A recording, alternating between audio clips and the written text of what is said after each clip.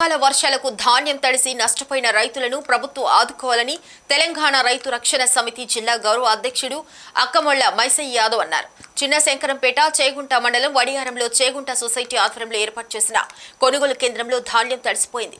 కొన్ని చోట్ల మొలకలు వచ్చాయి. రైతులు అప్పులు తెచ్చి పెట్టుబడులు పెట్టి వ్యవసాయం సాగు చేస్తున్నారని, తెలంగాణ ప్రభుత్వం వెంటనే తడిసిన ధాన్యాన్ని కొనుగోలు చేయాలని డిమాండ్ చేశారు.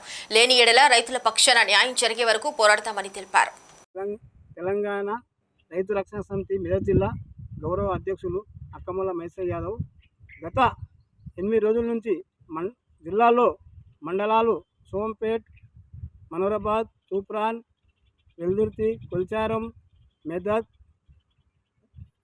కౌడిపల్లి, ఈరోజు చిన్న శంకరంపేటకు వచ్చాము. కొనుగోలు కేంద్ర సందర్భంగా కొనుగోలు కేంద్రాలు సందర్శిస్తూ చిన్న శంకరంపేటలో ఉన్నాము. నిన్న కలెక్టర్ గారికి కూడా లేట్ ఇచ్చాము. లారీల కొలత బాగా ఉంది. ఇక సిఓలు కానీ ఎంఆర్ఓలు కానీ బాగా యాక్టివ్గా పనిచేస్తున్నారు, రైతులకు సపోర్ట్ చేస్తున్నారు. కానీ లారీల కొలత వల్ల ధాన్యం నిలిచిపోయింది కాబట్టి గత వారం రోజుల నుంచి వర్షాలకు రైతులు ఇబ్బంది పడుతున్నారు.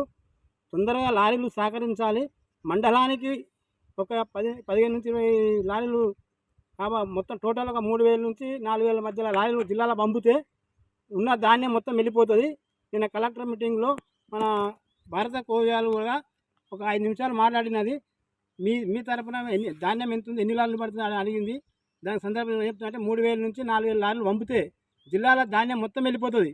కొన్ని సెంటర్లో 10 లారీలు, కొన్ని సెంటర్లో 5 లారీలు, కొన్ని సెంటర్లో 15 లారీలు, కొన్ని సెంటర్లో 3 లారీలు, ఇట్లా టోటల్ ఉంది. కాబట్టి టోటల్గా 21 మండలాలు ఉన్నాయి జిల్లాలో.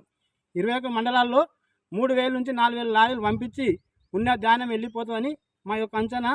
మా రైతు రక్షణ సమితి తరఫున మేము మరోసారి కలెక్టర్ను కోరుతూ